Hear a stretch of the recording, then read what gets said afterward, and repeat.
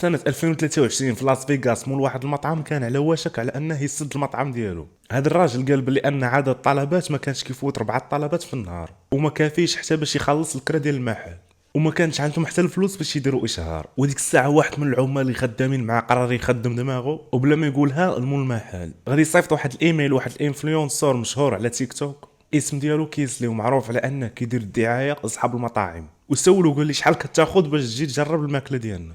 هاد صانع المحتوى غادي يقول لنا ما كناخذ حتى درهم من هاد الاشهارات اللي كندير، ولكن الريفيو اللي كندير على الاكل كيكون صادق 100%. يعني الى الماكله خايبه غادي نقول للناس بلي الماكله خايبه، ولا كانت زوينه غنقول لهم بلي راه زوينه. وفعلا غادي يمشي للمطعم وغادي يجرب تقريبا كل الاكل اللي عنده في هذاك المطعم. كانت المفاجاه ان عطى واحد التقييمات ما بين 9 حتى ل 10، وقال بلي الجوده ديال هاد الماكله عاليه بزاف. صاحب المطعم الاسم ديالو فرانك طبعا غادي يفرح بهذا الريفيو، ولكن الحاجه اللي ما كانش متوقع لان هذا الفيديو اللي دار ليه هذا صانع المحتوى غادي يدير بوم في العالم كامل. في اول 10 ساعات فقط غادي يجيب فيديو 10 مليون مشاهده، ولحد الان الفيديو حاليا ضارب اكثر من 60 مليون مشاهده.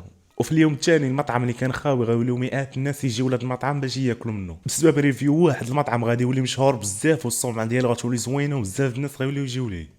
القصه ديال هذا المطعم كتعلمنا ان الصبر ضروري خاص يكون في حياتنا.